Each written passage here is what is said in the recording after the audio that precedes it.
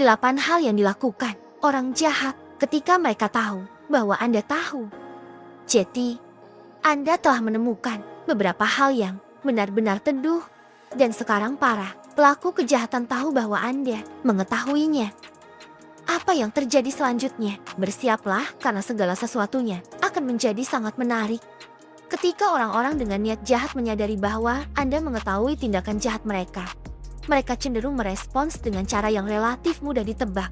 Dalam video ini, kami mengambil pendekatan yang tidak masuk akal untuk memahami bagaimana orang-orang yang licik ini beroperasi. Memahami perilaku ini adalah langkah penting untuk melindungi diri Anda dari kejahatan mereka. Jadi, mari selami beberapa perilaku umum yang bisa Anda harapkan dari para P.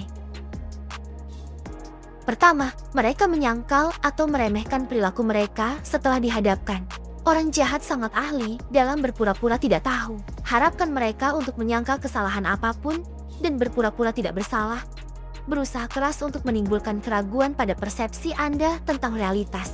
Mereka sangat suka mengeksploitasi ambiguitas situasi tertentu untuk keluar dari masalah. Waspadalah terhadap kemampuan mereka untuk memutarbalikkan kebenaran, meminimalkan tingkat keparahan tindakan mereka, dan menggunakan ingatan selektif untuk mendukung klaim mereka. Tetaplah teguh dalam pernyataan Anda dan andalkan bukti untuk mendukung kasus Anda.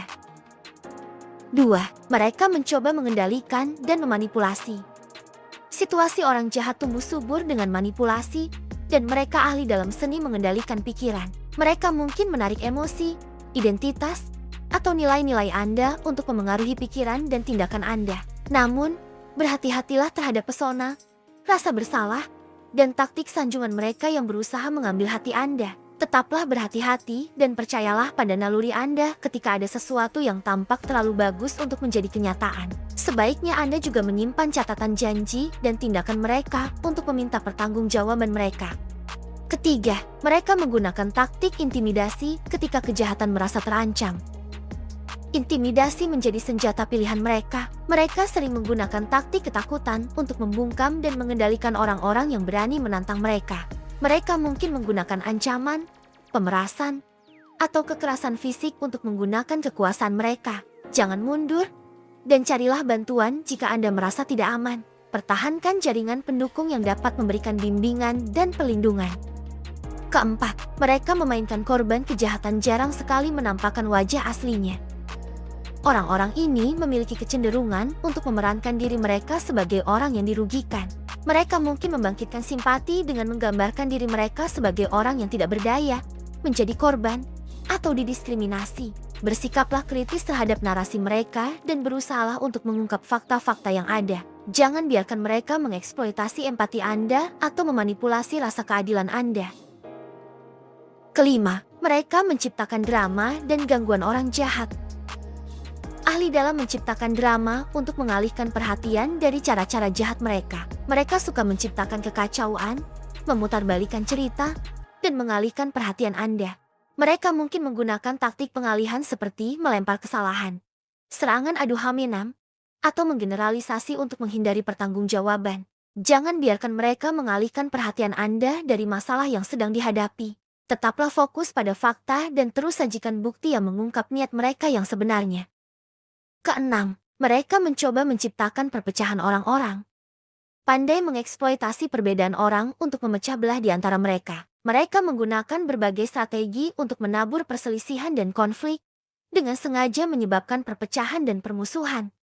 Dengan menciptakan perpecahan dan mengadu domba, mereka berharap dapat mengalihkan perhatian dari kesalahan mereka sendiri. Sangatlah penting untuk bersatu dengan orang lain dan secara aktif menolak upaya mereka. Dengan mempromosikan persatuan, pemahaman, dan kerjasama, Anda dapat melawan upaya mereka untuk memecah belah Anda. Ketujuh, mereka menggunakan kontrol dan eksploitasi finansial. Orang jahat seringkali menggunakan kontrol dan eksploitasi finansial sebagai cara untuk memanipulasi dan mendominasi orang lain. Mereka mungkin memberikan tekanan untuk mendapatkan akses ke sumber daya keuangan Anda atau memaksa Anda untuk bergantung pada uang. Berhati-hatilah terhadap upaya mereka untuk mengelola keuangan Anda, membatasi akses ke dana, atau menipu Anda untuk menyerahkan kekuasaan keuangan Anda. Mintalah nasihat dari ahli keuangan atau profesional hukum untuk melindungi aset Anda dan memastikan otonomi Anda. Kedelapan, mereka membalas kejahatan tidak suka diekspos. Persiapkan diri Anda untuk menghadapi kemungkinan serangan balik dan tindakan pembalasan yang mungkin terjadi. Orang-orang ini dikenal suka menyerang balik, berusaha menyakiti atau mendiskreditkan siapapun yang mengancam untuk mengungkap sifat asli mereka. Mereka mungkin menggunakan kampanye fitnah, boikot, atau menyabotase kehidupan pribadi atau profesional Anda untuk membungkam atau menghalangi Anda. Tetaplah waspada dan dokumentasikan setiap kejadian sabotase atau rongrongan untuk membangun kasus terhadap tindakan mereka. Menelusuri jalur berbahaya dalam berurusan dengan orang jahat bisa jadi sulit dan menantang secara emosional. Mereka mungkin bereaksi dengan cara yang manipulatif, mengintimidasi, dan bahkan melakukan kekerasan untuk melindungi kepentingan mereka sendiri. Pastikan untuk memprioritaskan keselamatan Anda sendiri dan mencari bantuan bila perlu. Jangan biarkan tindakan mereka menghalangi Anda untuk melakukan apa yang benar dan mengungkap kebenaran. Jika Anda merasa video ini bermanfaat, berikan jempol dan bagikan dengan teman-teman Anda, sehingga kami dapat terus membuatnya. Untuk video-video lainnya seperti ini, tekan tombol subscribe, dan jangan lupa untuk mengklik lonceng notifikasi. Selain itu, pastikan juga untuk melihat video kami yang lain. Terima kasih sudah menonton.